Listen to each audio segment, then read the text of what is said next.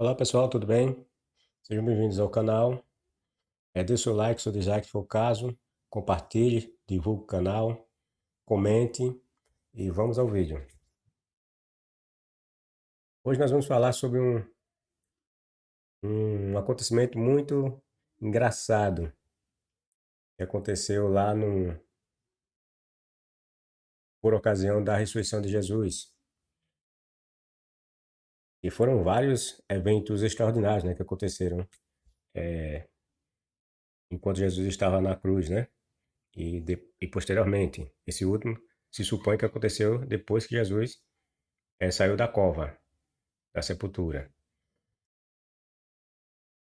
Mas enquanto ele esteve na cruz, houve vários acontecimentos extraordinários. O Walking Dead bíblico. Vamos ver por que eu chamei esse vídeo esse texto de Walking Dead bíblico. Walking Dead vocês conhecem muito bem aquela série, né? Dos mortos-vivos, né? Bem conhecida. Na Bíblia, posteriormente à ressurreição de Jesus, acontece algo parecido. Mortos saem dos túmulos e saem caminhando pela cidade. Vamos ver o texto. Walking Dead bíblico.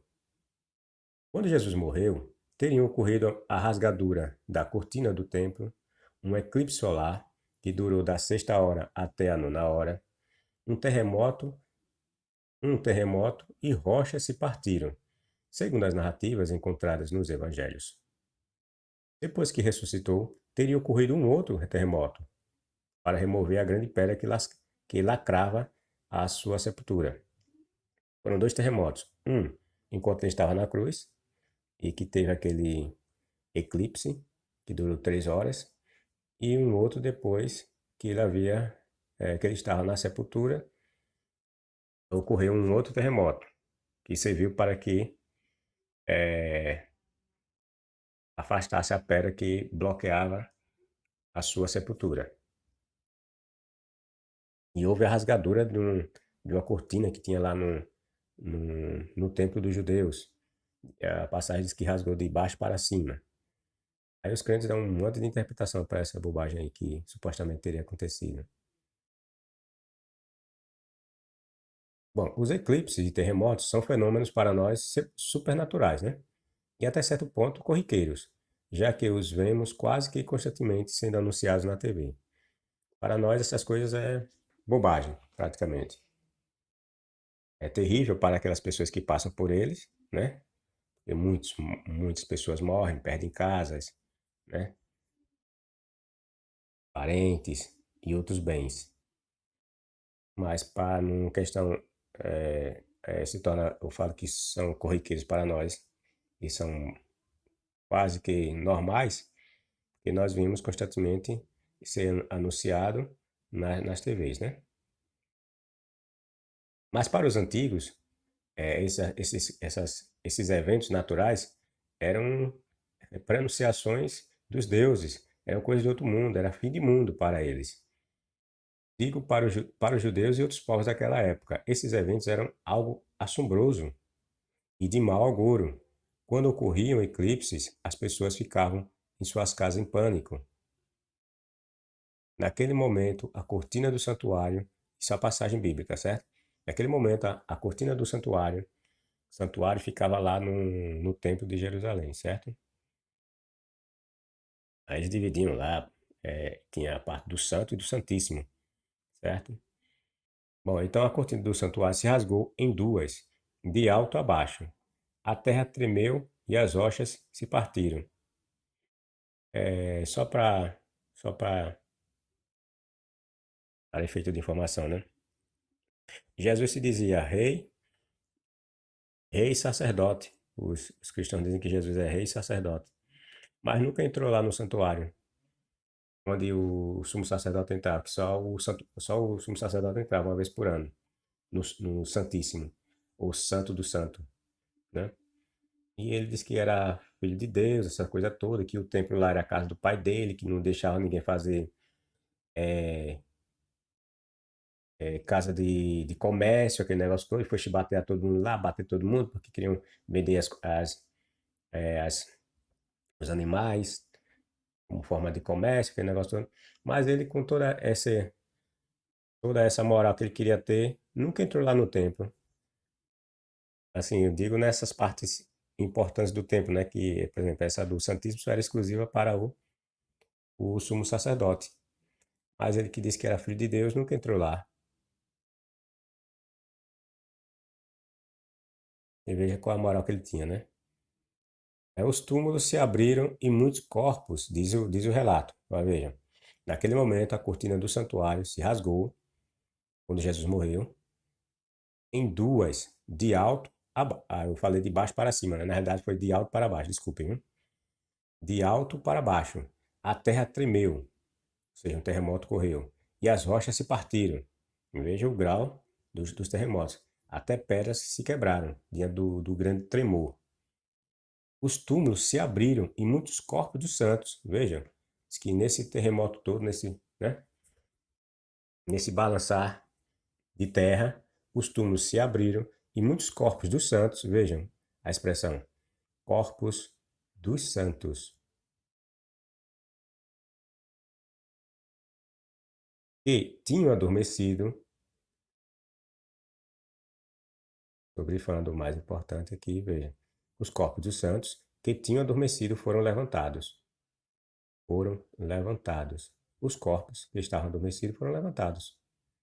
E pessoas saindo dentre os túmulos, olha, pessoas saindo dentre os túmulos depois de ele ter sido levantado. Depois de ele ter sido levantado. Quem foi levantado? Jesus. Veja que a passagem está dizendo que depois que Jesus ressuscita, um monte de gente morta sai dos túmulos. Entenderam? Depois que Jesus é ressuscitado, quando é que Jesus é ressuscitado? No domingo, logo pela manhã, né? Então, naquela ocasião ali, o relato quer dizer que depois que Jesus saiu daquele túmulozinho lá dele, diz que um monte de santos, pessoas que haviam morrido no passado, se levantaram. Tá entendendo? E muitos corpos dos santos que tinham adormecido foram levantados. E pessoas saindo dentre os túmulos depois de ele ter sido levantado. Fizeram o que essas pessoas? Entraram na cidade. Veja, as pessoas entraram na cidade santa. Que cidade santa é essa? Jerusalém. Jerusalém. Até para Jesus essa cidade era santa, né?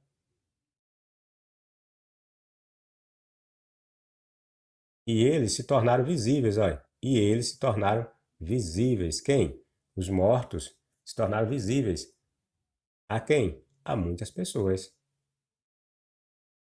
Viu que espetáculo? Por isso que eu chamei esse texto de Walking Dead bíblico. Porque um monte de mortos saindo da sepultura e caminhando pela cidade para ser visto por todo mundo, veja que disseram, que a passagem disse, e eles se tornaram visíveis a muitas pessoas. Aí tem cristãos que tentam explicar esse besteirol, né? Essa mentirada, né?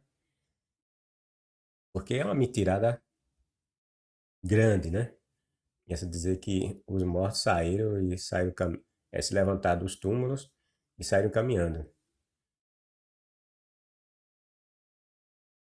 Mas quando o oficial, veja, mas quando o oficial do exército e os que estavam com ele vigiando Jesus viram o terremoto, veja, mas quando o oficial do exército e os que estavam com ele vigiando Jesus, seja outros, né, outros soldados lá, né, romanos, viram o terremoto. E as coisas que aconteciam, quais são as coisas que eles estavam vendo que estavam acontecendo? Eu lhe pergunto. O terremoto eles sentiram, é óbvio, né? Agora, quais são as outras coisas que eles perceberam que estava acontecendo? Olha, vamos analisar a passagem. Mas, quando o oficial do exército e os que estavam com ele vigiando Jesus viram o terremoto eles sentiram, né? Começou a balançar, né? Se supõe, né? Eles sentiram esse terremoto, né? Balançar, as coisas caindo, as rochas sendo rachadas. né? Agora, e essas outras coisas? E as coisas que aconteciam ficaram com muito medo e disseram: certamente este era o Filho de Deus. E foi que eles viram mais, além do terremoto? Será que eles viram lá a cortina do templo sendo rasgada de alto para baixo? Isso é impossível. Eles não estavam lá no templo para ver a cortina rasgar. Então foi que eles. E quais são essas coisas que eles viram mais e que ficaram com muito medo e disseram que certamente Jesus é filho de Deus? A única coisa que ele poderia presenciar era os terremotos, sentir os terremotos, e os supostos mortos que saíram do túmulo, certo? A cortina ele não poderia ver, que a cortina rasgar, o rasgar da cortina eles não poderiam ter visto porque essa cortina ficava lá no templo, num local inacessível para qualquer pessoa, só quem entrar no local era o sumo sacerdote, né? E, e não tem como, né, eles terem visto, né? Visto que estavam em locais diferentes, né? Aqui eles estavam lá na tal da, próximo da crucificação de Jesus, né? Na tal da Gólgota, o, o tal do local da caveira, e o templo estava em Jerusalém, né? Num local, eu não falo a cortina, eles estavam em Jerusalém, num local, lógico que eles estavam também em Jerusalém, mas era um local, estavam onde Jesus foi crucificado. E o templo havia uma distância, certo? Então, esses soldados não viram o rasgar das cortinas. Então, o que eles puderam sentir ou ver foi o terremoto e os mortos caminhando pela cidade. Mas, só que existe um problema nessa questão. O terremoto, tranquilo, certo? Desde terem visto. Agora a questão é dos mortos. Esse que se torna um outro problema. O relato é muito mal feito, certo?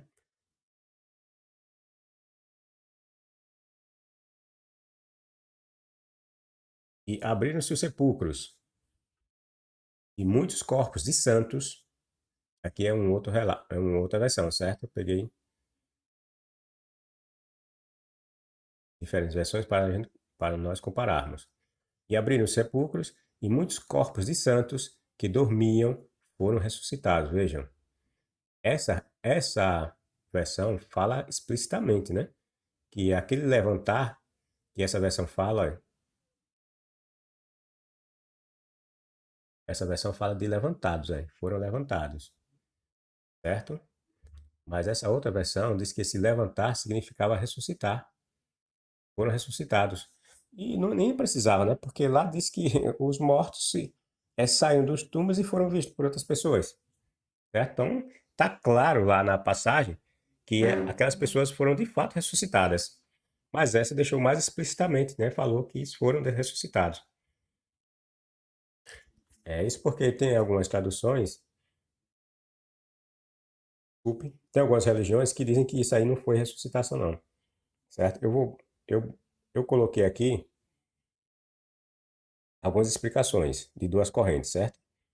Duas correntes religiosas. Uma que afirma que houve realmente a ressurreição desses mortos e outra que diz que não. Isso não foi não, eles não ressuscitaram, não. Aconteceu outra coisa,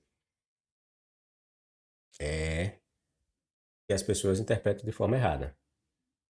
Vamos ver esses dois argumentos, certo? Essas duas correntes religiosas. Bom, e Jesus, dando um grande brado, expirou, e o véu do templo se rasgou em dois, de alto a baixo. E o centurião, que naquela versão chama Deus o chefe do exército, né? E o centurião, que estava de frente dele, de Jesus, vendo que assim, clamando, expirara, disse: verdadeiramente este homem era o Filho de Deus. A história é tão mal feita, tão mentirosa, que você acha que um centurião ia dizer que Jesus é filho de Deus? Um romano acreditava em vários deuses. A única coisa que ele ia achar que aquilo estava acontecendo era a ação dos deuses dele. Um terremoto para um lado, a terra balançando, é, mortos saindo dos túmulos. O muito que ele ia achar era que os deuses estavam fazendo, os deuses deles estavam fazendo aquilo. E não o Deus judeu ele tá, aquele, dos judeus. Jamais ele ia chegar e falar essa bobagem, que Jesus é o Filho de Deus. Que Deus? Qual Deus? Que Deus é esse? Um romano ia dizer que Jesus é Filho de Deus? Eu acredito num relato desse, um mal feito desse. Os, os romanos crucificaram o Filho de Deus. Os romanos, por acaso, repare que idiotice. Os romanos crucificaram esse tal desse Filho de Deus, mesmo diante das várias declarações dele, dizendo que ele mesmo dizendo que ele era Filho de Deus, ele mesmo fazendo tantos milagres lá. Os judeus, os romanos crucificaram ele, aí chega lá na cruz, porque milagres maiores ele tinha feito lá, ressuscitou mortos, curou cego, supõe, né? Se supõe no relato que ele ressuscitou mortos, curou cegos, surdos, aleijados, expulsou demônio. E nenhum romano levou em conta isso e foi lá e colocou ele na cruz. Aí chegar lá porque aconteceu um terremotozinho, escureceu o céu, coisa muito comum que os romanos também já tinham visto isso. Aí se admirou com isso, diz: "Ah, Jesus era filho de Deus". Ai, que coisa mais ridícula.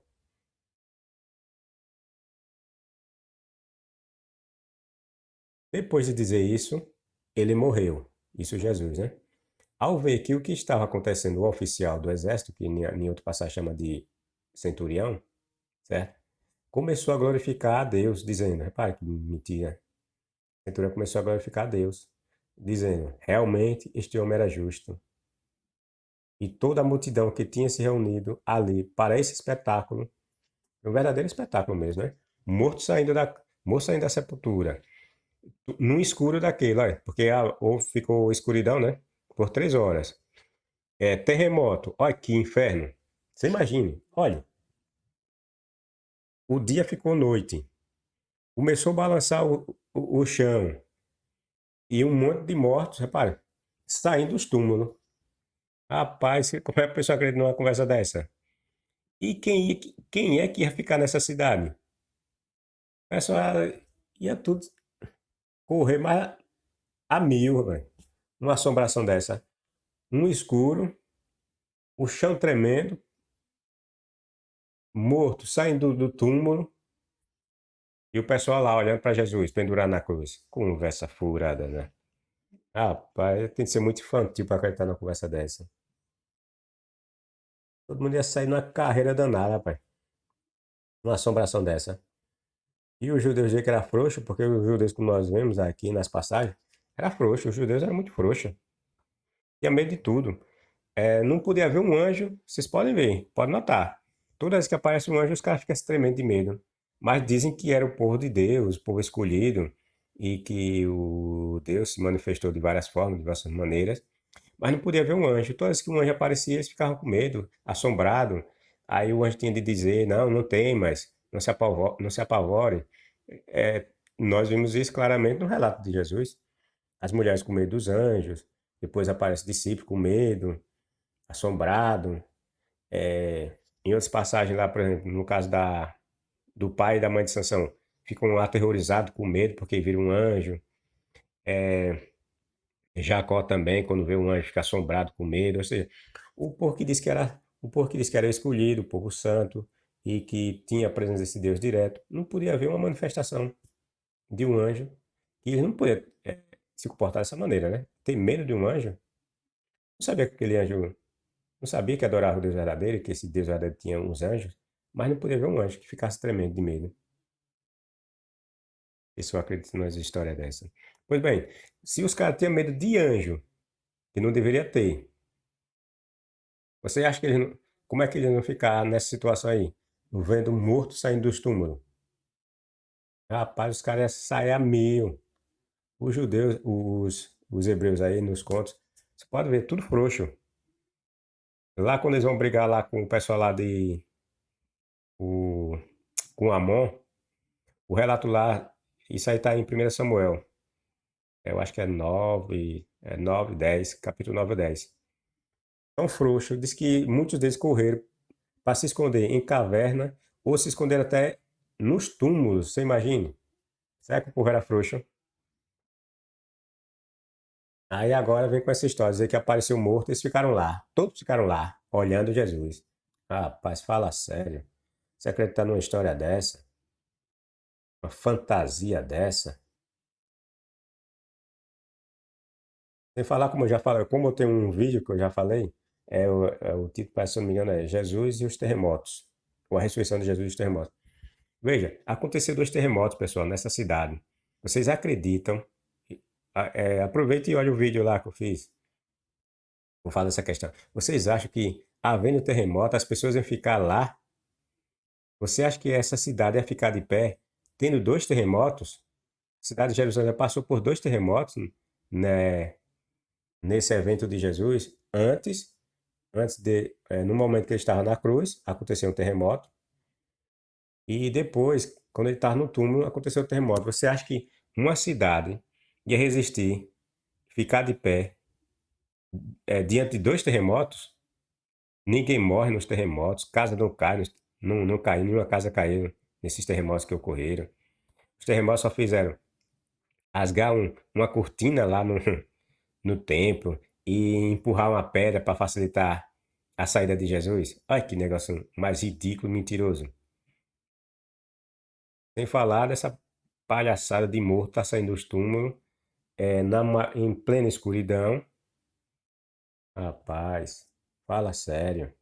Você acreditar numa história dessa? Isso é um conto de assombração. Isso não tem nada de sagrado, nem de santo. Isso é um conto de assombração.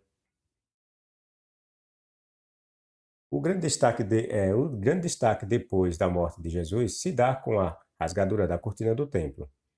Abaixo selecionei alguns comentários de sites e crentes ou cristãos falando sobre essa cortina e os corpos dos santos que teriam sido levantados após a morte de Jesus. Aqui agora eu vou apresentar para vocês os dois argumentos de duas correntes religiosas, certo?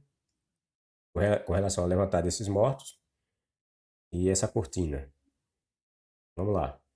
Essa bela cortina ornamentada separava o Santíssimo do Santo do Templo, que eu falei, certo? Aqui, se eu não me engano, parece que é um adventista, eu acho. Bom, essa bela cortina ornamentada separava o Santíssimo do Santo do Templo. A história judaica indica que essa pesada cortina tinha uns 18 metros de altura. 18 metros de altura, 9 metros de largura e 7 centímetros de espessura. Cortina da pé, né? E foi essa que o relato diz que saiu rasgando depois que Jesus foi pendurado na cruz, rasgou de cima para baixo. Quando rasgou essa cortina em duas, Jeová, eu acho que aqui é testemunho de Jeová. Quando rasgou essa cortina em duas, Jeová não só mostrou sua ira contra aqueles que mataram seu filho, pois Jeová vai mostrar a ira dele por rasgar uma cortina. Né? Que grande demonstração de ira. Quando rasgou essa cortina em duas, Jeová não só mostrou sua ira contra aqueles que mataram seu filho, mas também indicou, mas que ira? Não era a vontade, veja que como religião, né, só faz enganar as pessoas.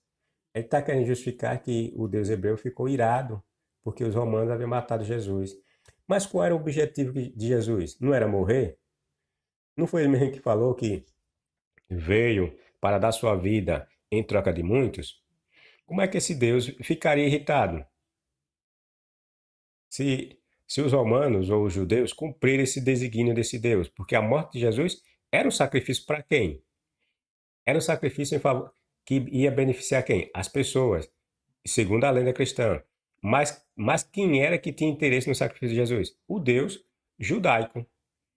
Porque ele disse que Jesus era como o quê? Como o cordeiro. Aquele cordeiro que ele comia diariamente no sacrifício que os judeus ou os hebreus ofereciam, ele via o seu alter ego, que é Jesus, como um cordeirinho. E esse cordeirinho, quando foi pendurado na cruz, era como se ele estivesse vendo um sacrifício de um bode, de um carneiro, para ele. Mas esses carneiros, esses bodes, serviam para quem? Para Jeová. A morte desses animais saciavam e, e agradava. Eu falo saciar porque a própria Bíblia fala que o Deus hebreu via aquele sacrifício como alimento para ele, certo? Então, esses sacrifícios saciava a fome simbólica desse Deus por sacrifícios e por sangue e aqueles animais, né? E Jesus foi colocado nessa condição de um cordeiro, tá entendendo?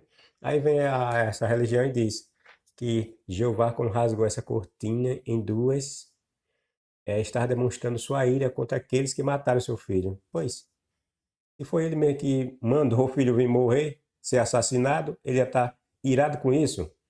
Mas também indicou que a partir daquele momento o caminho de entrada para o céu estaria aberto. Essa é a ideia deles. Acho que quando o rasgar daquela cortina no meio de cima para baixo simbolizava ou dava a entender que o caminho de entrada para o céu estava aberto, ou seja, as pessoas poderiam morrer e ir para o céu. Esse é o entendimento deles. Comentário do site das Testemunhas de Jeová, www.jw, jw.org. Esse é o entendimento das Testemunhas de Jeová com relação ao abrir das cortinas, certo? Ao rasgar da cortina. Uma bobagem, né? Agora vamos ver o entendimento delas com relação ao levantar dos mortos, aqueles mortos-vivos que saíram dos túmulos. Veja o que é que elas dizem. Foram levantados. A expressão foram levantados, o verbo grego é egeiro. Egeiro, que significa levantar. Esse verbo aqui, que foi usado lá no Evangelho de Mateus, significa levantar. Por isso que foi traduzido como levantados, certo?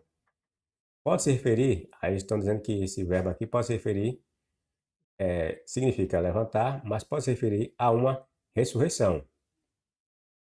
E é o que o texto diz lá, né? Eles foram levantados e foram ressuscitados. Duas versões falam de levantar e que dá a entender também se levantar como ressuscitados, e outra bem mais clara, diz que foi ressuscitados. Pronto. Aí veja o que é que eles dizem. Mas também é usado muitas vezes em outros contextos, certo? São usados em outros contextos. Por exemplo, esse verbo está dizendo que em outros contextos é usado em outros contextos. Por exemplo, pode significar tirar de um buraco ou se levantar do chão. Aí ele usa essas passagens, Mateus 12 e 11. É tirar de um buraco alguém ou se levantar do chão. Aí temos essas passagens que vai mostrar essas situações que está dizendo aqui que significa tirar do buraco, se levantar do chão. Lucas 1,69. Mateus não diz que os santos, veja o que é que ele diz. Mateus não diz que os santos foram levantados. Pois, como não diz? Se a passagem, o Mateus não diz, a passagem está lá dizendo lá, claro que foi levantado do chão. Lógico que diz que foram levantados. Vou marcar aqui, viu? Veja, está dizendo que Mateus não disse isso. Para, tem religião, caso sério. Vamos ver o que Mateus disse.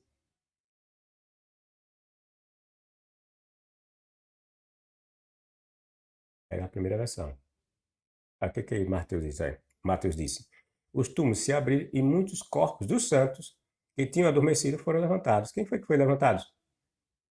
Os corpos dos santos. Aí está dizendo que Mateus não disse que não foram levantados. Lógico que foram levantados. Aquele dizendo aí. Os túmulos se abriram e muitos corpos dos santos que tinham adormecido foram levantados. E esse levantar, nós entendemos que ele foi ressuscitado, né? Eles passaram a caminhar por entre as pessoas, aqui, pessoas saindo desses túmulos, depois de ele ter sido levantado, que seja Jesus, depois de ter sido levantado, estavam no túmulo, saíram e entrar na cidade santa. Desculpe, vamos lá voltar para a explicação deles.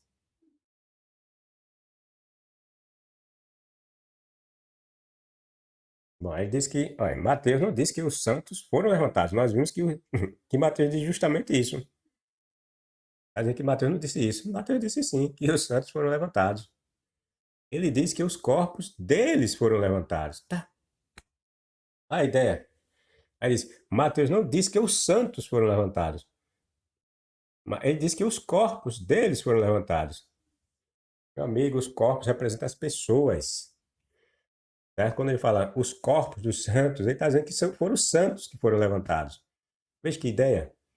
Ele acha que por ele usar a expressão corpos, né? Ele acha que ele não está se referindo às pessoas. Mateus não disse que os santos foram levantados. Ele disse que os corpos deles, ou seja, os corpos dos santos, que foram levantados. Mas falar em corpo dos santos é a mesma coisa que falar dos santos. Então, tanto faz falar os santos foram levantados, como os corpos dos santos foram levantados. Não tem diferença nenhuma. Aí o que ele diz? Repare, deles, os corpos deles foram levantados. Pelo visto, isso é uma conclusão dele, certo? É ele que está dizendo isso. Mas o texto não diz nada disso, olha. Pelo visto, o terremoto foi tão forte. Não, não é pelo visto não. O terremoto foi forte, meu filho. É tanto que rasgou o quê? A cortina. O balançar foi tão agitado que rasgou a cortina. E quebrou pedras. O texto diz que quebrou pedras. Então não tem esse negócio, pelo visto, o terremoto foi tão forte. Não. A Bíblia diz que o terremoto foi forte. O primeiro foi forte, tanto que quebrou pedras. E o segundo foi tão forte que arrastou uma pedra que tapava o túmulo de Jesus. E esse terremoto foi tão forte, o primeiro, que quebrou pedras, arrebentou com um monte de sepultura, que os mortos saíram. Veja, ele vem com essa suposição. Pelo visto, o terremoto foi tão forte. Não, o terremoto foi forte. Não tem que se supor que ele foi forte. Não, o terremoto foi forte. Foi tão forte que os túmulos se abriram e os cadáveres foram jogados para fora. Veja, é ele que está dizendo que o terremoto foi forte que jogou os corpos para fora. O texto não diz isso. O texto não diz isso e não dá a entender isso. Isso é uma invenção.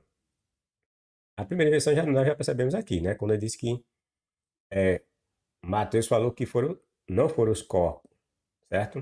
Ele disse que não foram os santos que se levantaram, mas foram os corpos. Não tem nada a ver. Os corpos dos santos, falar em corpos dos santos é a mesma coisa que falar dos santos, certo? Por ter dito, os santos se levantaram, ou os corpos dos santos se levantaram. Não tem diferença nenhuma. Aí vem com essa história de que o terremoto foi tão forte que jogou para fora os cadáveres. Mas como? Que cadáver? Primeiro nós temos que entender como era essa sepultura. Como era essa sepultura que esses santos estavam sepultados? Será que eram como as nossas, que se cava um buraco e empurra lá e joga lá dentro? Ou eram típicas, ou eram similares à de Jesus, que era uma caverna, colocava o corpo? Porque se foi como a de Jesus, não tinha como os cadáveres serem jogados para fora. Outra mentira. Se houve um terremoto, e ele mesmo admite aqui, embora se usa de uma expressão que dá mais para a suposição que para a certeza, se o terremoto foi tão forte assim, então se nós imaginarmos que esses santos estavam nesses túmulos similares aos de Jesus, não tinha como o corpo ser jogado para fora. O muito que poderia acontecer num terremoto forte desse é que essas cavernas iam desabar em cima das ossadas que tivessem lá dentro. Não eram os corpos serem jogados para fora. Os corpos iam ficar lá dentro, só que iam ser soterrados pelo cair é, da, da caverna. Certo? E ainda que, que pensarmos ou que admitirmos, venhamos admitir que a sepultura desses santos não fosse igual a de Jesus, mas fosse tipo um buraco no chão, é impossível que um terremoto ocorra, balançar de terra, só se essa cova for muito rasa, né? Só se enterrava os mortos lá em Jerusalém com um palmo, para esses mortos não balançar da terra, esses mortos saírem para fora. Porque se forem enterrados, como normalmente são enterrados, não tem como esses corpos saírem para fora no terremoto. Se a terra vai se agitar, é mais provável que eles desçam mais ainda e não serem jogados para fora de lugar nenhum, certo? E se, como eu falei, e se imaginarmos que esses mortos foram enterrados da mesma forma que Jesus, em caverna, o muito que ia acontecer nesses terremotos era eles ficarem soterrados, essas ossadas. Que as cavernas iam cair tudo.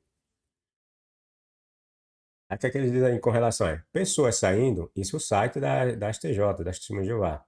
Pessoas saindo ou aqueles que saíram, o verbo grego indica um sujeito no masculino plural, se referindo a pessoas. Sujeito no masculino plural, se referindo a pessoas, não aos corpos. Tá, que besteira. Qual é a diferença? O verbo grego indica um sujeito no masculino plural, se referindo a pessoas. Lógico, meu filho, lá não foram santos? Você acha que é uma pessoa só? Santos, plural. Aí se referindo a pessoas, não aos corpos. Substantivo neutro em grego, não masculino, mencionado no versículo 52. Tudo indica que essas eram pessoas que depois passaram pelo local. Veja, tudo indica que essas eram pessoas que depois passaram pelo local, viram os cadáveres que o terremoto jogou para fora dos túmulos, entraram na cidade e relataram o que tinham visto. Entendeu o que ele quis dizer aqui? Ele quer dizer que quando ocorreu o terremoto, os corpos desses santos foram jogados para fora e quem viram, as pessoas,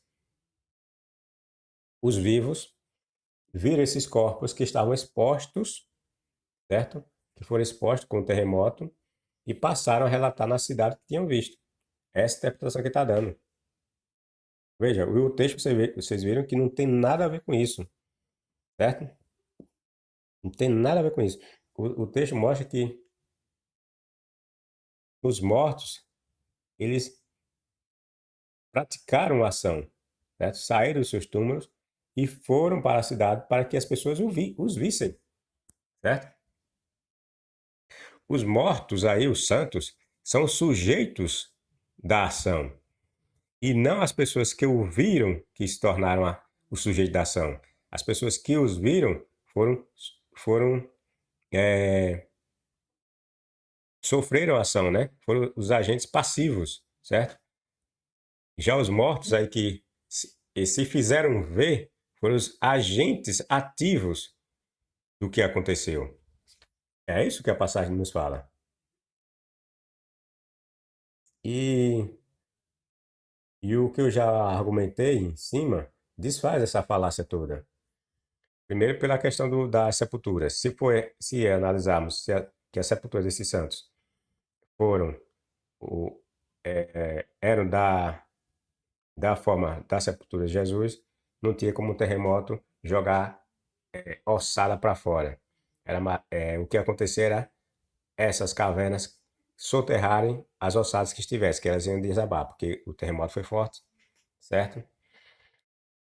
E ainda que não fossem enterrados em caverna, fossem naquela forma típica, terremoto nenhum vai jogar corpo para fora, certo? Se é balançado de terra, como é que vai jogar corpo para fora? O máximo que vai acontecer é abrir mais buraco na terra e esses corpos descerem mais ainda, mas não serem expostos de forma externa. Conversa furada isso aqui. Querem justificar as mentiradas da Bíblia. Bom, agora, isso foi a ideia das testemunhas de Jeová. Vamos ver agora o Ellen White, que é uma adventista, né? É a vidente adventista. Ellen White, a escritora cristã adventista, eu ia botar uma católica também, mas a católica segue o mesmo padrão dela, então nem coloquei. Tem também os comentaristas bíblicos, que a maioria deles é tudo cristão, sabe? Tudo que eles comentam é tentando sempre justificar as maluquices da Bíblia. Aí você vai ver no comentário deles, aí você vê uma certa eloquência, o uso de um linguajar técnico, mas quando você vê o contexto, não tem nada a ver com aquilo que eles estão falando. Eles ficam sempre tentando forçar o, o texto para se encaixar naqueles que eles querem acreditar, certo? Eu não coloquei os comentários, porque tem o. Eu coloquei eles naquela questão lá do sacrifício da filha de Jefté, certo? Mas eu não coloquei porque ia ficar muito grande o texto. E a maioria desses comentaristas, eles dizem que essa passagem de Mateus diz literalmente que os mortos foram ressuscitados, certo? A maioria deles, certo? Não vi nenhum deles concordando com essa ideia da testemunha de Jeová. Todos eles falam que os mortos foram ressuscitados. Mas eu não acredito nesses caras. Nenhum desses caras eu acredito assim. Eles têm um conhecimento do grego, do hebraico, mas esse conhecimento eles usam sempre para tentar enganar as pessoas, certo? É sempre tentando buscar conciliar as mentiradas da Bíblia com aquilo que eles têm de conhecimento técnico, tá entendendo? Mas esse conhecimento técnico, quando vocês analisam o contexto, se desfaz, não adianta. Bom, então a maioria desses comentários que eu falei, eu li os comentários deles, eles acreditam que houve uma ressurreição dos mortos aí, certo? Esses mortos, esses santos, de fato, saíram dos túmulos e foram ressuscitados. Diferentemente do que pensa o Testemunho de Jeová, né? O Testemunho de Jeová, como nós vimos, eles não acreditam que houve ali uma ressurreição de mortos, mas que esses santos, esses mortos, saíram dos túmulos e foram vistos pelas pessoas que passavam pela rua, certo? E aí saíram contando para as outras pessoas. Ellen White não pensava assim. O Ellen White acreditava que foi de fato ressuscitado aqueles mortos. Quando eu terminar aqui de ler esse comentário do Ellen White, nós vamos ver outros argumentos que eu trago para vocês verem que o que a Testemunha de Jeová fala, as Testemunhas de Jeová fala, não é verdade, certo? Que o texto de fato mostra que houve uma ressurreição de mortos, que na realidade ali foi um tal de um Walking Dead bíblico mesmo. Bom, aí o que é que diz o Ellen White? Quando Jesus, suspenso na cruz, clamou: Está consumado. As pedras se partiram, a terra tremeu e algumas das sepulturas se abriram. Quando ele surgiu, isto é, Jesus, ela quer dizer, né? Quando ele surgiu, vitorioso sobre a morte e o túmulo, enquanto a terra vacilava e a glória do céu resplandecia em redor do local sagrado. No local sagrado, pois muitos dos justos mortos, obedientes à sua chamada, saíram como testemunha de que ele ressurgira. Sim, eu esqueci de falar para vocês. A maioria daqueles comentários que eu falei, eles também pensam da mesma forma de que o Ellen White. Só que muitos se divergem com respeito a quem seria aqueles santos. Por exemplo, há quem diga que esses santos não poderiam ser pessoas do passado, como Abraão, Isaac, Jacó, esse pessoal aí mais antigo, né? Eles acham que esses santos que se levantaram foram pessoas do tempo mais próximo de Jesus, que ouviram a pregação de Jesus e se converteram e morreram. Tá entendendo? É essa a explicação que em questão dos santos. Esses santos não seriam pessoas do tempo passado, tão distante, como Isaac, Jacó, Davi. Não, não foram esses. Muitos deles acham que esses santos foram pessoas assim mais próximas do tempo de Jesus, que viram Jesus, acreditaram na pregação de Jesus, certo?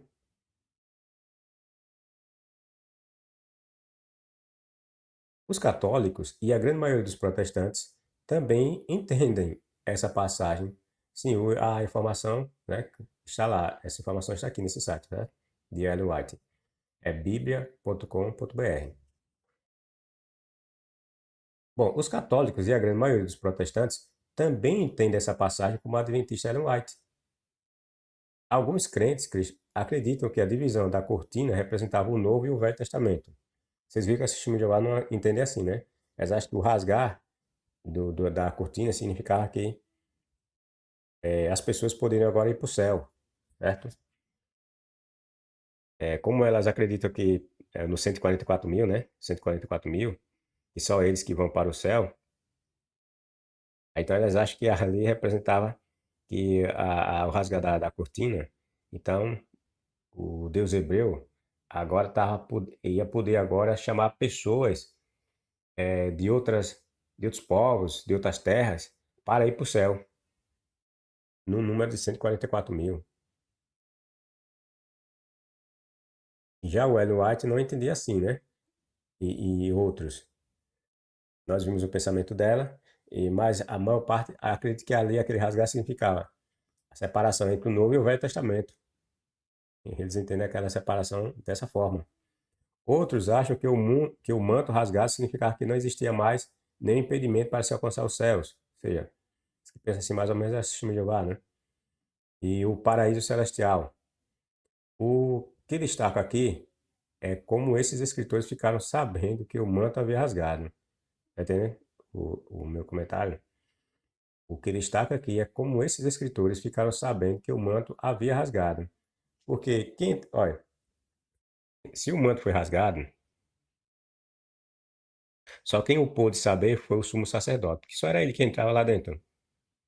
Tá entendendo?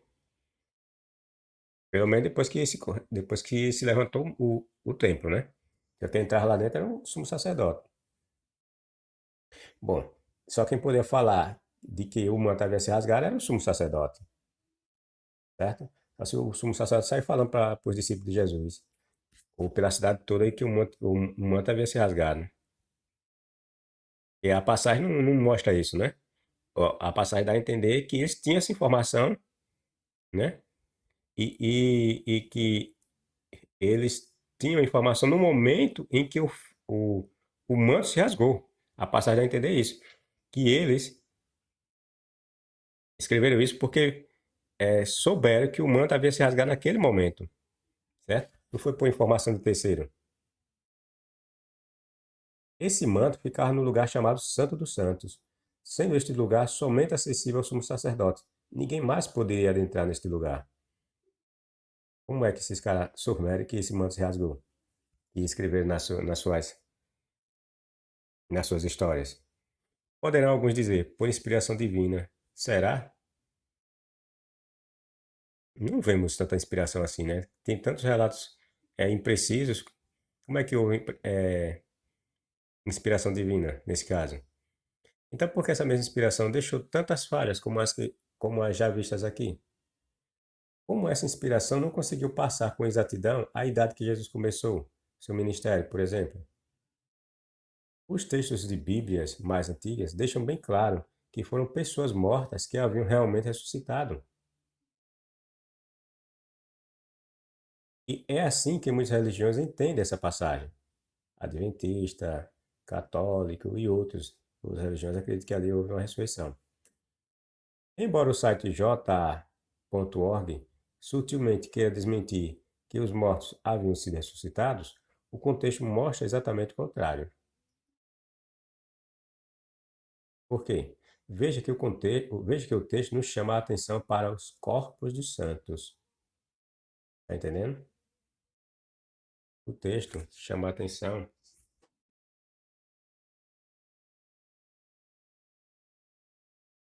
nos chama a atenção por falar de corpos dos santos. Por que o texto fala de corpos de santos e não simplesmente corpos? Entenderam? Então você percebe que o escritor quer chamar a atenção. Ali não era corpo qualquer. Ali eram corpos de pessoas especiais, pessoas distintas, né? Por que somente os corpos de santos teriam sido levantados? Será que nesse cemitério só tinha santos? Né? Será que nesse cemitério aí só tinha santos? Por que somente os corpos de santos teriam sido levantados se não fosse no sentido de ressurreição? Será que só havia santos nesse cemitério, como acabei de falar? É claro que não, mas o escritor só fala do levantamento desses. Falou que, como os testemunhos de Jeová, né, fala que ali não foi não, que ali foi os corpos da sepultura que foram expostas, as pessoas viram e saíram falando. Não, o texto não diz isso. Se foi assim, então por que o texto explicita a questão dos santos? Porque não foram todos que estavam, não foram todos os corpos das pessoas que estavam naquelas sepulturas, nesse local, que foram, vamos imaginar como eles pensam, que foram jogados para fora. Porque só o corpo dos santos teriam sido jogados para fora. Por quê? Na imaginação da Testemunha de Jeová, né? Que diz que esses corpos foram jogados para fora das sepulturas. Então, por que só os corpos dos santos teriam sido jogados para fora? E não simplesmente porque não falou os corpos de todos que estavam nas sepulturas. Porque você não tem sentido você imaginar que nesse local aí que esses mortos estavam, só haviam santos. Porque ele faz a separação, ele diz claramente que eram santos.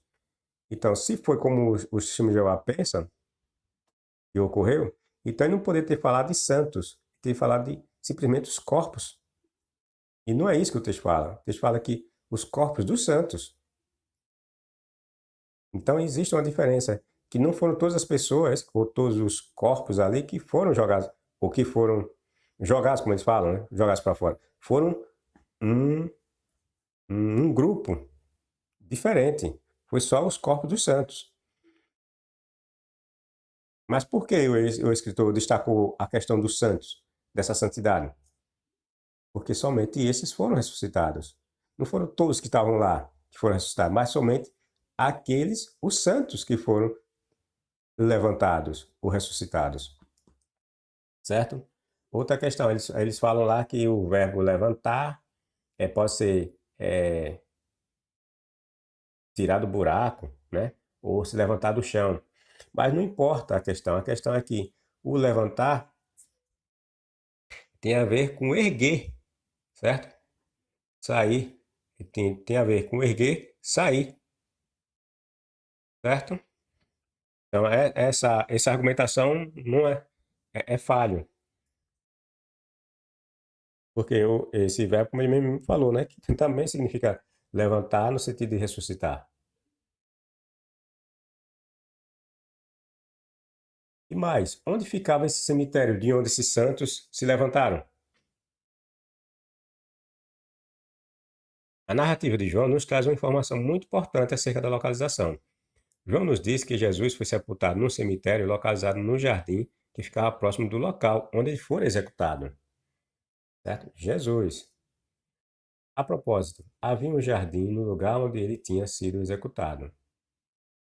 E no jardim havia um túmulo novo, no qual ninguém ainda tinha sido colocado, visto que era o dia da preparação dos judeus e o túmulo ficava perto, colocaram Jesus ali.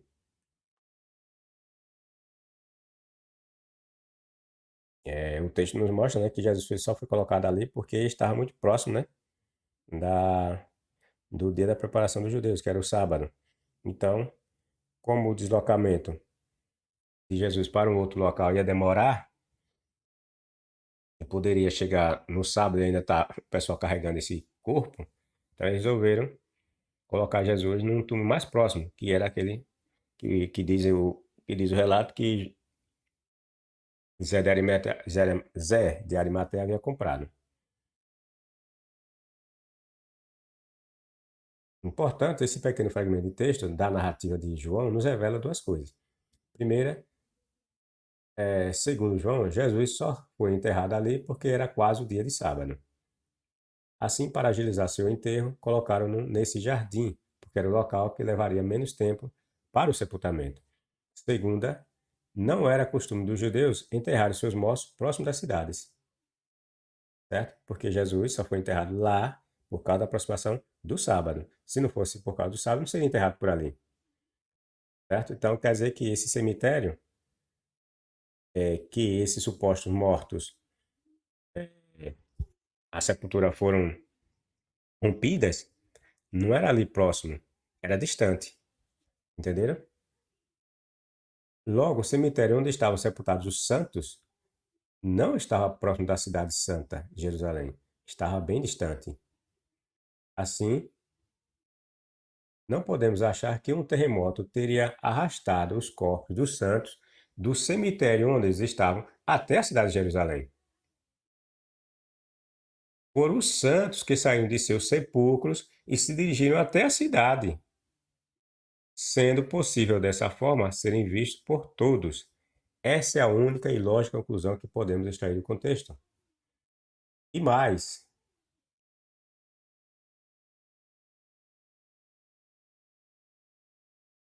o evangelista Mateus usa a mesma expressão que Jesus usou para se referir à condição de Lázaro. Perceberam lá? Ele fala da questão, olha, levantar e se refere aos mortos como estando adormecidos. Perceberam? Vocês viram que os elementos apontam para uma ressurreição de fato? Porque o evangelista Mateus, que é o único que fala dessa ressurreição desses mortos, né? O do relato desses santos, ele usa termos que estão relacionados com eventos de ressurreição. Ele falou que os santos estavam adormecidos. Se vocês olharem lá, Jesus falou que Lázaro estava adormecido. A menina que ele ressuscitou, ele disse que a menina estava dormindo, estava no sono, tá entendendo? Então, essas ideias de adormecido, de sono, de levantar os que estão adormecidos, está ligado, são expressões que estão ligadas nitidamente à questão da ressurreição, de ressurreição, tá entendendo?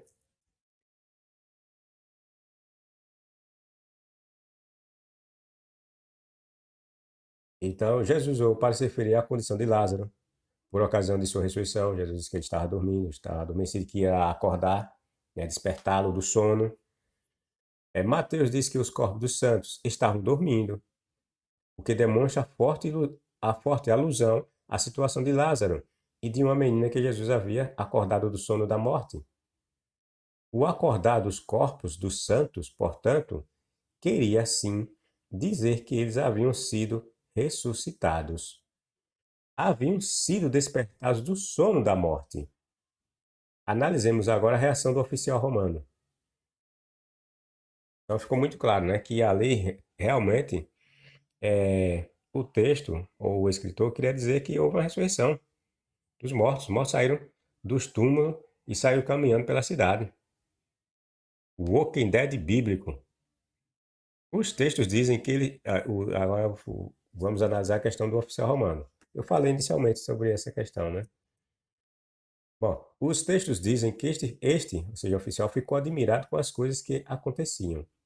Quais foram essas coisas que o fizeram reconhecer que Jesus era filho de Deus? As coisas que aconteceram foram a cortina do templo rasgada, um eclipse e um terremoto que rasgou as pedras. A cortina do templo é óbvio que esse oficial não viu rasgando, pois ele não estava no templo. Portanto, as prováveis coisas vistas por ele foram o terremoto e o eclipse.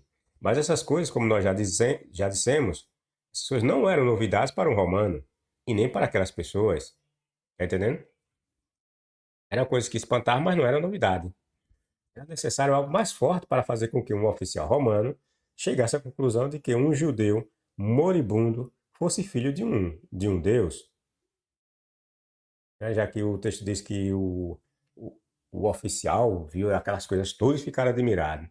Então, o, a ocorrência do terremoto e do eclipse não seria suficiente para esse oficial dizer que Jesus é filho de Deus. Tinha de ser uma coisa muito mais forte do que isso, né? Desse modo, concluímos que as coisas que fizeram com que esse oficial declarasse a divindade de Jesus, que é uma maior da mentira, né? O cara crucificou Jesus e agora acreditar que Jesus é filho de Deus.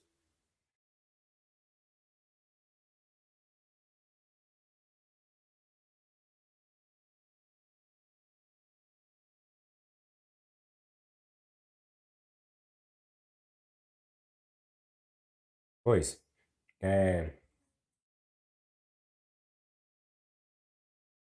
desse modo concluímos que as coisas que fizeram com que esse oficial declarasse a divindade de Jesus foram os santos terem sido levantados entre os mortos e serem vistos por todos da cidade, seguido de terremoto e eclipse, entenderam?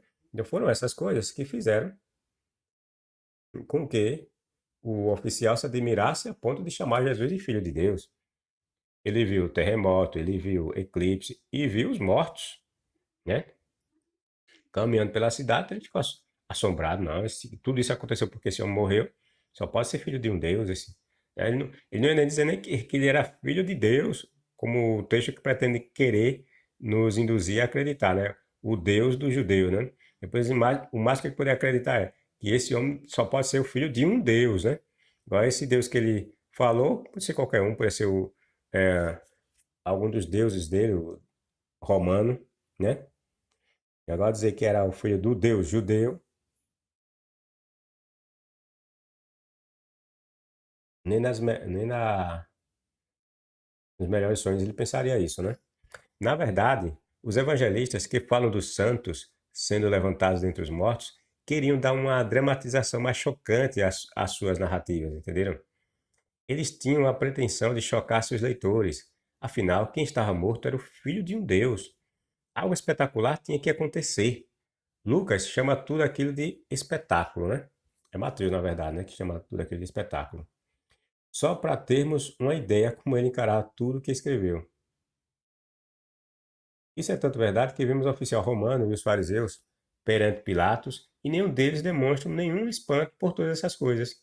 Depois que, lembre-se que os fariseus, em outra mentirada dos evangelistas, dizem que chegam lá reclamando para Pilatos que era para ele colocar oficiais para proteger o local, porque senão os discípulos de Jesus iam chegar lá e roubar e dizer que ele tinha se ressuscitado. Isso é mentira, certo? Eu já falei em outro vídeo sobre isso, que isso é mentira. E. Certo? Por que é mentira? Porque nem os discípulos de Jesus sabiam que Jesus ia ressuscitar no terceiro dia. Há passagem, Jesus falando que ia ressuscitar no terceiro dia, mas todas essas passagens nos dizem a seguir que os discípulos não entendiam aquilo que Jesus falava. Os fariseus também, nenhum deles entenderam o que Jesus falou quando e disse que ia derrubar o templo, ia construir em 3 dias. Os fariseus, quando ouviram essas palavras de Jesus, entenderam que Jesus estava se referindo ao templo, né? Jesus não está se referindo ao corpo dele.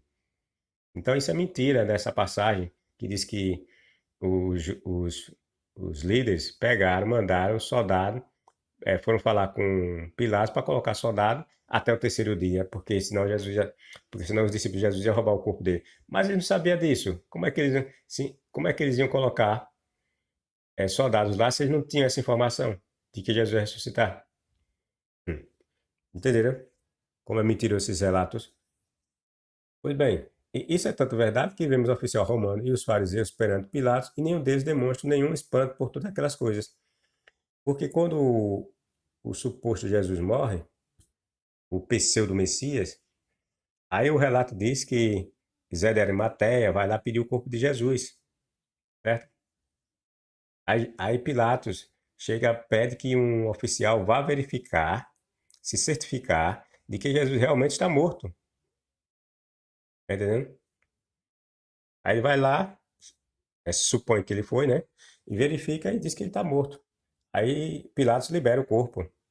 Mas veja o cara que estava lá, na papagaiada lá que teve, terremoto, que viu mortos, é, que viu pé rasgar, chegou lá na maior. Você não vê nenhum espanto, nem daqueles que ele vai levar a informação, né?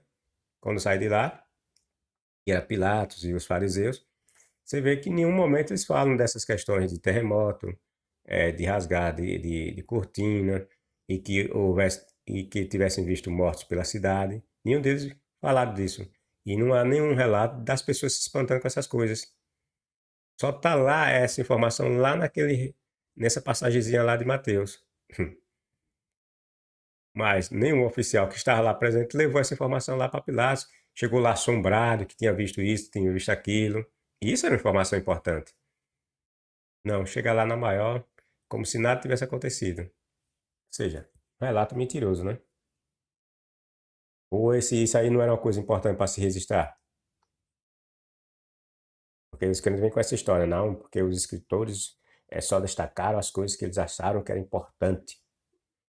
Conversa furada.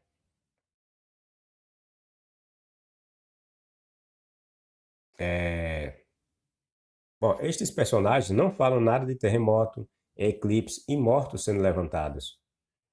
Ocorrendo um evento desse, o oficial chegaria perante Pilatos se tremendo de terror, de medo, quase que sem falar. Mas nada disso observamos, porquanto tudo não passou de um conto. Se isso realmente tivesse acontecido, a cidade inteira teria ficado um verdadeiro pandemônio. E nada disso ocorreu.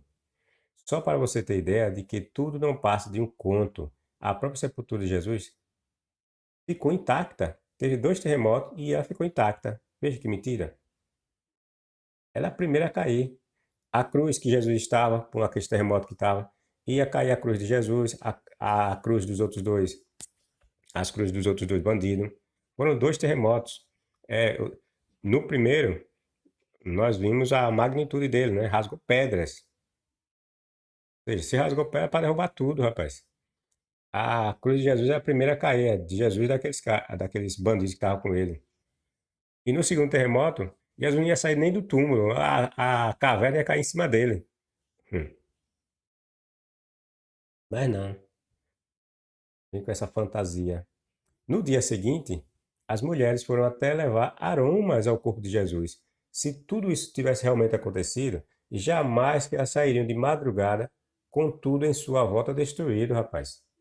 Você acha que isso é possível? Na sexta-feira que Jesus morre, aconteceu toda essa bagaçada. Terremoto, rasgado de cortina, certo? Então, no terremoto, você acha que essas mulheres iam de madrugada, do sábado para domingo, se preocupar em levar aroma para o corpo de Jesus? Com a cidade aos pés delas? Tudo destruído, tudo caído? Mentira, rapaz, isso aí. Se tudo isso tivesse realmente acontecido, jamais que elas sairiam de madrugada com tudo em sua volta destruído. Estariam juntando os cacos deixados e enterrando outros mortos espalhados por toda a cidade. É isso que eles estariam fazendo. Você acha que um terremoto só rasgaria rochas? Esse terremoto, como é descrito pelos evangelistas, além de rasgar as pedras, levaria abaixo todas aquelas casas de Jerusalém. As casas e prédios construídos no primeiro século, à época de Jesus, jamais se compararia aos de nossos dias. E veja o que acontece com elas diante de terremotos. As casas de hoje, você vê o que é que acontece, né? Prédio com a estrutura daquela cai, você imagina aquelas casinhas lá do tempo ali na Palestina ali, na cidade de Jerusalém. Ia cair tudinho. 2 terremotos, na sexta. Na sexta já estava na cruz, foi isso, na sexta, e outro na madrugada de sábado para domingo, pare. Seguido, praticamente seguidos, os terremotos. E a cidade em pé, intacta. Fala sério. Então, quantos não morrem e ficam soterrados pelos escombros produzidos pelos terremotos do nosso tempo? Mas nessa historinha dos evangelistas, nada disso acontece. Você acha que alguém ficaria vigiando, olhando para 3 corpos moribundos pendurados numa cruz ou madeiro, enquanto tudo se acabava ao seu redor? Você acha que tem sentido isso? Sem falar nas almas penadas se levantando dos túmulos. Isso seria uma cena da série americana Walking Dead. Absurdo. E tem outro detalhe que eu vou já falar daqui a pouco, viu? Um outro fato que o JW.org esqueceu foi que as sepulturas dos judeus em geral, segundo as passagens dos evangelhos, não eram como as de hoje. Elas, a exemplo das de Jesus e Lázaro, eram verdadeiras cavernas, onde a entrada era fechada com uma enorme pedra. Nessas condições, acontecendo um terremoto, era mais fácil essas sepulturas desabarem por sobre seus defuntos, se houvesse ainda algum dentro, depois de tantos anos. Apenas ossos haveria que estes, apenas ossos haveria que estes serem jogados para fora. Tá entendendo? Se houvesse ainda algum dentro, tá entendendo? Da sepultura lá, porque esses supostos santos que se levantaram, Não morreram de uma noite para o dia. Eram pessoas que já tinham morrido há tempo, né? Então, o que havia lá era mais ossos do que um corpo em si, certo?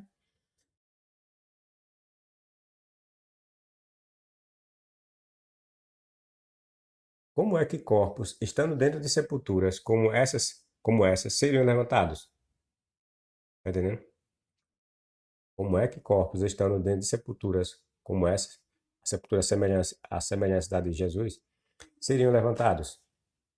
E mais, você acha que haveria corpos ou ossos naquelas sepulturas por ocasião da morte de Jesus? Que santos seriam esses? Eu trago aquela questão dos santos, né, que falei. Antes de Jesus, quem poderia ser chamado de santo seria Abel, Sete, Noé, Abraão. Para esse pessoal, né, que esse pessoal era santo, né, que eles não tinham nenhum santo, né? Abraão, velho safado, pegou até a escrava, né? Ainda que se diga que era costume, mas isso é. Eles não querem aplicar padrão pra gente, isso pra gente é putaria, né? Pegou a escrava não casou com ele não casou com a escrava continuou sendo escrava, então ali foi um adultério, certo? Se- seus filhos, e Jacó, e seus filhos, e os personagens antigos. Aí eu botei interrogação porque todos aqui são duvidosos, eu botei a interrogação aqui, hein? Para dizer que são duvidosos em termos de santo, tá entendendo? Antes de Jesus, quem poderia ser chamado de santo seria Abel, Sete, Noé, Abraão, tá vendo? Eu botei interrogação, porque esse aqui não tinha nada de santo. Seus filhos de Abraão também não tinha nada de santo, e Jacó muito menos, certo? Os filhos de Jacó. Jacó não era santo coisa nenhuma, e nem os seus filhos, por isso que eu botei interrogação. E os personagens antigos, também interrogação, porque nenhum deles eram santos, né? Outros não poderiam, então eram esses supostos santos que poderiam ser aqueles que teriam sido levantados, certo? Só que, como eu falei, tem alguns comentários que acham que esses santos não seriam esses do tempo passado, muito antigo, mas seriam algumas pessoas do tempo de Jesus que ouviu a pregação de Jesus, tá entendendo? Só que essas pessoas, essas aqui que eu me referi, Noé, Abraão, Isaac, tal, só que essas pessoas jamais seriam reconhecidas pelos conterrâneos de Jesus, tá entendendo? Se esses aqui tivessem ressuscitado, como é que eles iam identificar, né, que eram esses santos? Se eles não tinham foto, eles não tinham foto desse pessoal para quando eles se levantassem reconhecessem eles. Ninguém as conheceria se eles ressuscitassem, passarem despercebidas. Ninguém as conhecia. Portanto, vemos uma outra mentira em se falar em santos nos evangelhos. Ademais, os corpos desses santos, que supomos que poderiam ser levantados como sendo os de Sete, Noé, Jacó, Isaac, Abraão e outros, não estariam próximos da cidade de Jerusalém, porque esses não foram enterrados além de Jerusalém, né? Esses foram sepultados em uma gruta qualquer, em algum lugar fora do território judeu. Ali, fora do território judeu, falando de Jerusalém, certo? Outros cristãos acreditam que esses santos seriam, então, pessoas que acreditaram em vida na mensagem de Jesus. O que é uma outra mentira sem tamanho, pois o ministério de Jesus foi de apenas 3 anos. 3 anos e meio, outros dizem que é 3 anos, dizem que é 3 anos e meio. Segundo cálculos de alguns. Isso não seria suficiente para que crescem em Jesus. Nem os discípulos de Jesus criam nele plenamente.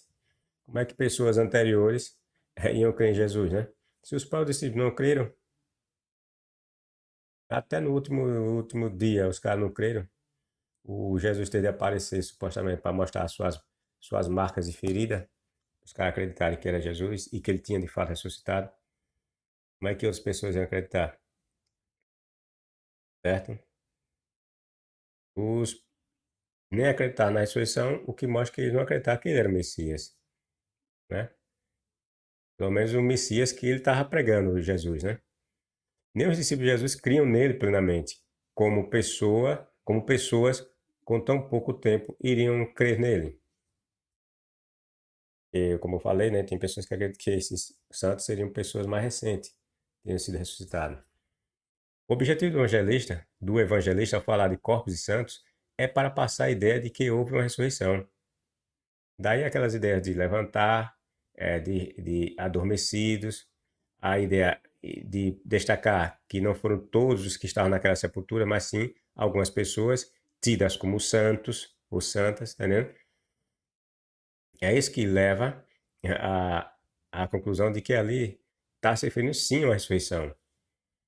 Os evangelistas são criadores de histórias fictícias, só que cada um, só que para dar um tom de realidade, eles mesclavam fatos e alguns personagens reais a seus contos. Uma técnica, por sinal, muito boa. É tanto que engana muitas pessoas até hoje, né? Só olha essas bobagens todas aqui e acredita, porque ele cita, por exemplo, Pilatos, que realmente existiu, o suposto Jesus, há quem diga que ele existiu, não como esses poderes miraculosos, nem que eles fossem realmente, de fato, o Jesus pregado nos evangelhos, mas ele como pessoa real, certo? Como um personagem histórico, mas não como esse Jesus fictício de poderes mágicos e sendo filhos de Deus, né? Então eles misturavam essas questões, lugares que existiam, fatos que aconteceram, pessoas que existiram, e empurravam um monte de lenda no meio. Aí, daí as pessoas hoje acreditarem esse besteirol de mentiras e de lendas. É sabido que o Evangelho de Marcos foi o primeiro dentre os muitos evangelhos que apareceram. Isso é notório, né? Todo mundo sabe. E a história da ressurreição nele só vai até o versículo 8 do capítulo 16. Experimente lê-lo até esse versículo. Pega o livro de Marcos, né? Lê até o versículo 8. Perceberá que falta-lhe algo mais convincente a respeito da ressurreição e onde nasceu Jesus. Desculpe. Qualquer leitor ficaria curioso para saber mais detalhes, como o que realmente aconteceu com o corpo de Jesus, porque até onde tem no original de Marcos, que é o versículo 8, e não diz o que de fato aconteceu com o corpo de Jesus, né? Será que Jesus foi mesmo ressuscitado? O que aconteceu depois da ressurreição? Como Jesus nasceu? Tá entendendo? Se você ler Marcos, até isso aí você vai criar essas questões na cabeça. Jesus realmente ressuscitou? O que aconteceu depois da ressurreição dele? Porque até lá, até o versículo, não diz essas coisas. Tá entendendo? Essas foram algumas das muitas perguntas que vieram às mentes das pessoas que entraram em contato com esse evangelho. Assim, os evangelhos que se seguiram após esse, ou seja, o de Marcos, que se supõe ter sido o primeiro, e que ainda outros dizem que o de Marcos ainda foi baseado em contos ainda mais antigos que o de Marcos, né? Isso aí é uma outra suposição,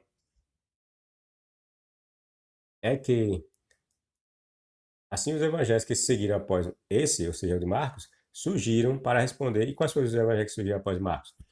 Mateus, Lucas, João, tá entendendo? Então, esses evangelhos surgiram após o de Marcos, com a proposta de responder perguntas como essa: como Jesus nasceu, e de fato, Mateus vai contar as historinhas de Jesus, inventa lá a história da estrela, e que ele saiu de Belém, que foi para, ou saiu de, isso Lucas, né? Saiu de Nazaré e foi para Belém. Aquela perseguição mentirosa lá de Herodes, a mentira que apareceu pastorzinhos lá no campo, essa historinha toda. Então, essas historinhas pretendem responder essa pergunta aqui, que ficou em branco quando você lê o livro de Marcos. Como Jesus nasceu? Que Marcos não fala. Então, esses que vieram, por exemplo, Mateus e Lucas falam do nascimento de Jesus. Eles dois dão duas historinhas mentirosas com o intuito de responder essa pergunta, certo?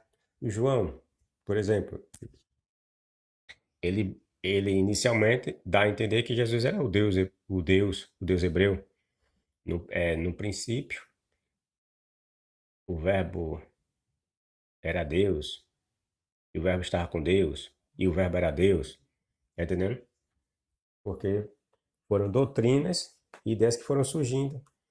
As pessoas começaram a questionar essas coisas. Será que Jesus era mesmo Deus e tal? Aí esses evangelhos foram surgindo para responder essas questões.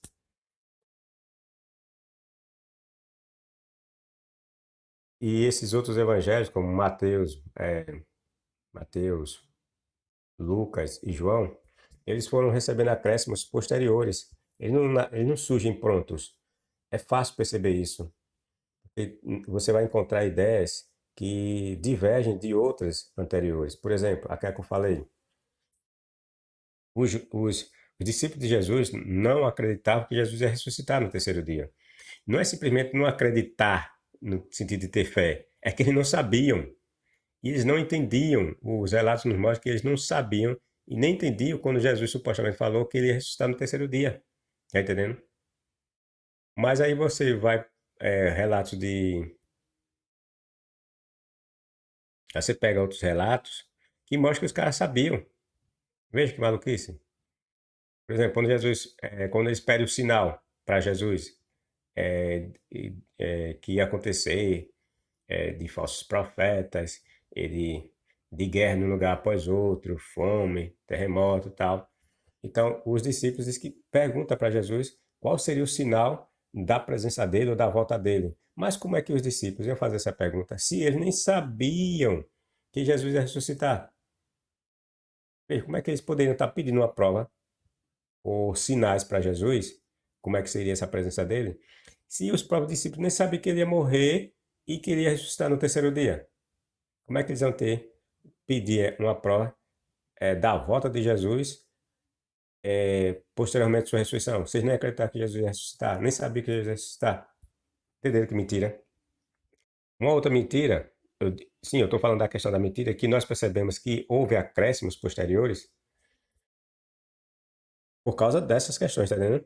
Por exemplo, lá a questão do malfeitor lá na cruz. O malfeitor na cruz sabe que Jesus vai para o céu. É tanto que pede para ir para o paraíso. Senhor, quando entrar na sua glória, ou no seu paraíso, ou no seu reino, lembra-te de mim. Ou seja, o ladrão, o bandido, sabia de coisas que os próprios discípulos de Jesus não sabiam. Como é que pode? Veja que mentira. Tá entendendo? O ladrão não poderia estar pedindo para Jesus lembrar dele quando ele entrasse no reino, de coisa nenhuma. Primeiro, porque os próprios discípulos não sabiam nem que Jesus ia para canto nenhum. Os discípulos imaginavam que Jesus ia morrer e ia ficar lá na cova mesmo. Eles só foram lá no túmulo, lá aquela bagaça lá que teve, porque aconteceu das mulheres e levar a tal dos aromas, que ali é tudo invenção. Chegar lá e não encontrar o corpo. Vai lá e volta e informar eles. Aí eles ficam no desespero. O que foi que teria acontecido com o corpo? Mas eles vão lá no túmulo, não é imaginando que Jesus tinha ressuscitado. Não, eles vão lá no túmulo para saber se o que teria acontecido, se havia roubado ou acontecido alguma coisa com o corpo. Tá entendendo? É tanto que depois que Jesus supostamente ressuscita, ele tem de provar para eles que ele realmente ressuscitou.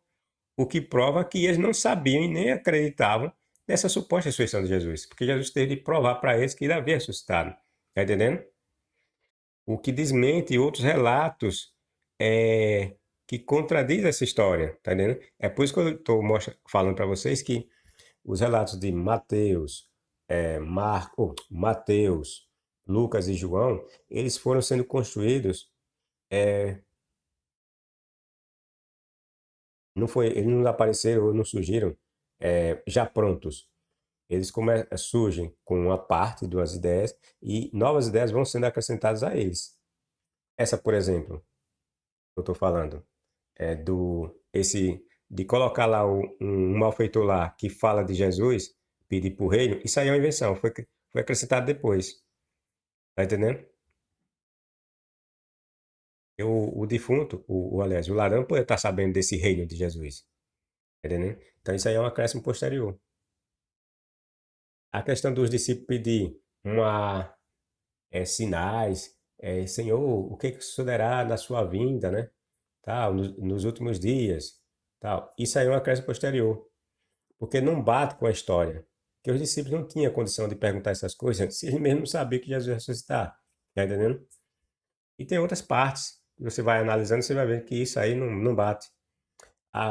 Como eu já falei em outros vídeos, aquela questão lá da ida dos dois discípulos, sai de Jerusalém, vai para Emaús, aí volta, aí o relato de Lucas diz uma coisa, e já o de João diz outra, porque o de João é posterior, então ele acrescenta mais coisas, do que Lucas fala. Tá entendendo?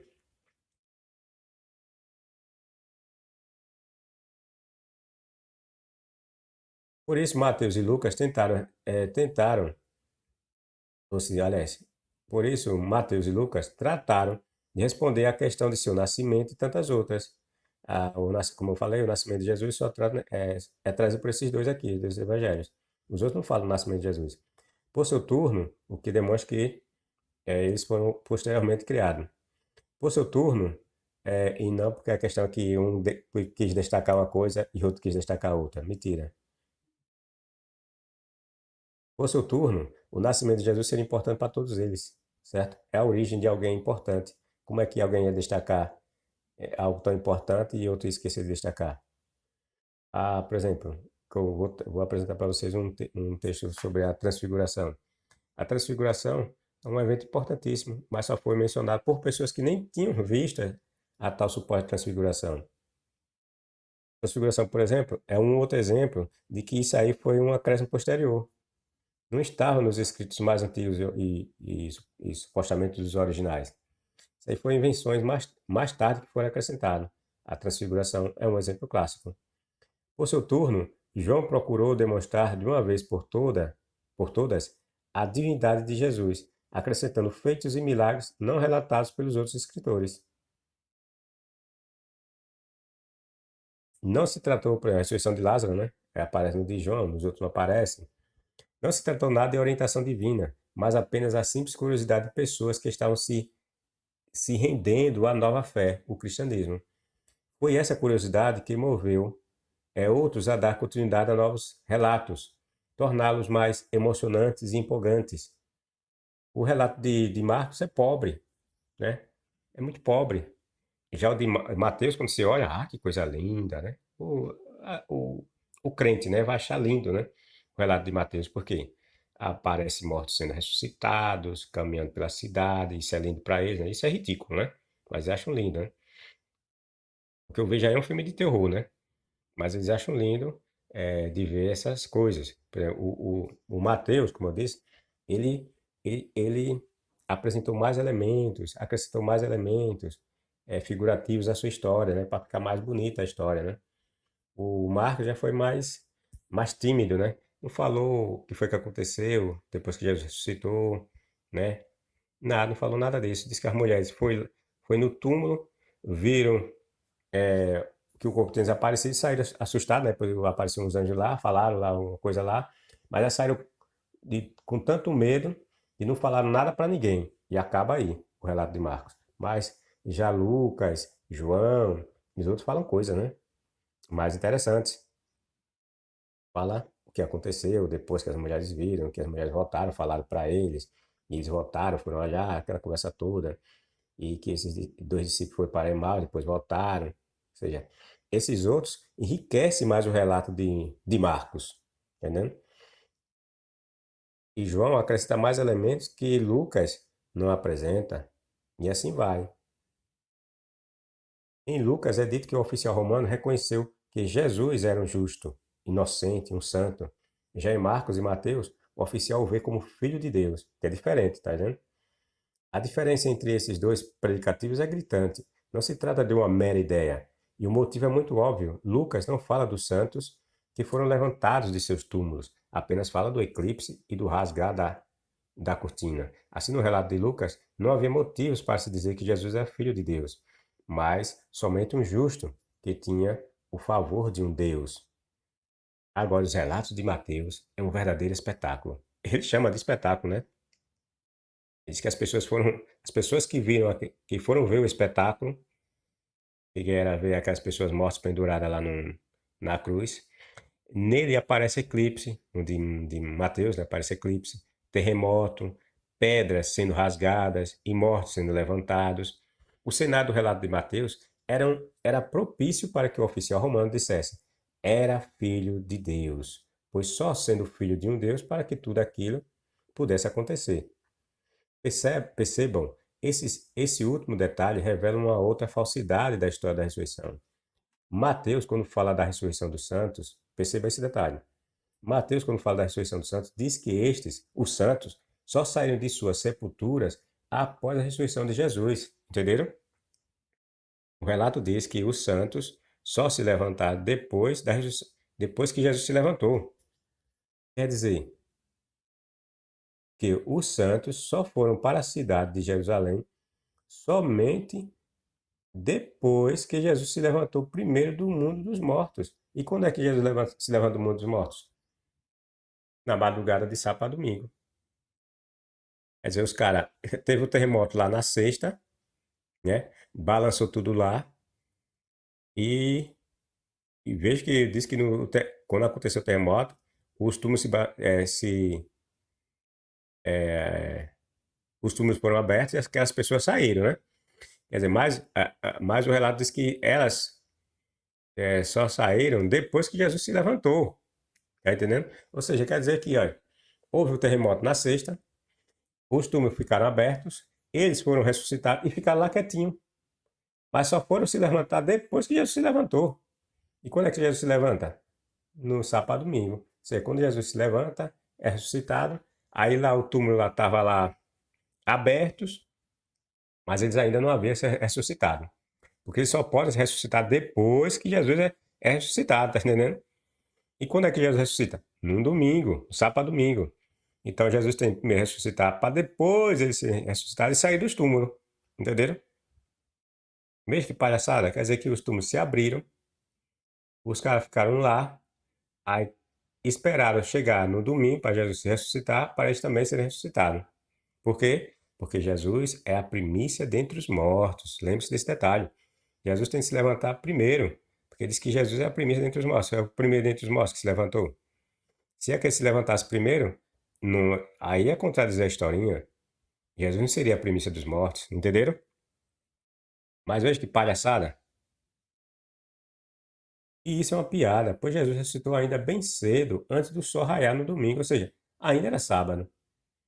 E o texto diz que tanto oficial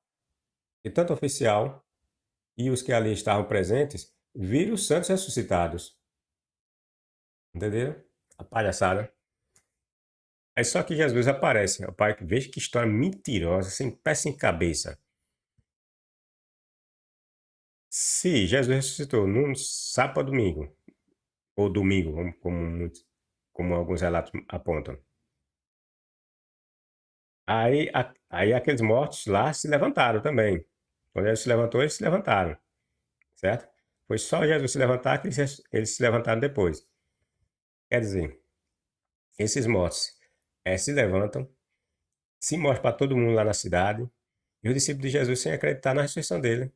Veja que mentira. Os discípulos de Jesus sem acreditar na ressurreição dele, os judeus todos sem acreditar em Jesus, né? Porque eles não viram Jesus coisa nenhuma. Só quem viu Jesus foram os discípulos, certo? Embora Paulo, né, fala lá que Jesus apareceu para 500 pessoas. Mentira mal lavada, né?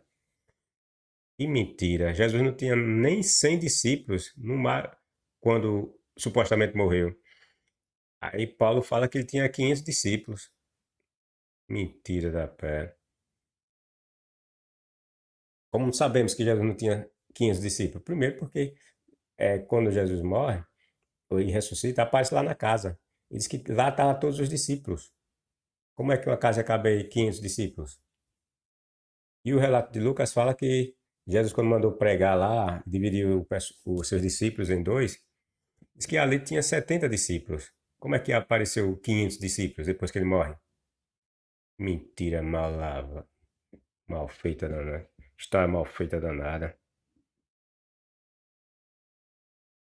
Bom, então, ocorre que estes só teriam saído de sua sepultura no domingo e não na sexta. Os evangelhos são uma piada, para não dizer que são ridículos. Em cima desses evangelhos, mais tarde surgem as cartas de Pedro, que é primeira e segunda Pedro, João, primeira, segunda e terceira de João, e outras de Paulo. Os novos escritores passaram a ler os evangelhos e tiraram de lá novas ideias e doutrinas. Por isso que as mensagens dessas cartas são completamente diferentes da mensagem contida nos evangelhos. E olha que cada evangelho já trazem mensagens diferentes entre si. Basta nós compararmos, né, os evangelhos. Você vai ver que tem mensagem que divergem um do outro. É isso aí, pessoal. Dê seu like, seu dislike, se for o caso. Compartilhe, divulgue o canal. Comente se assim desejarem. E até a próxima, pessoal.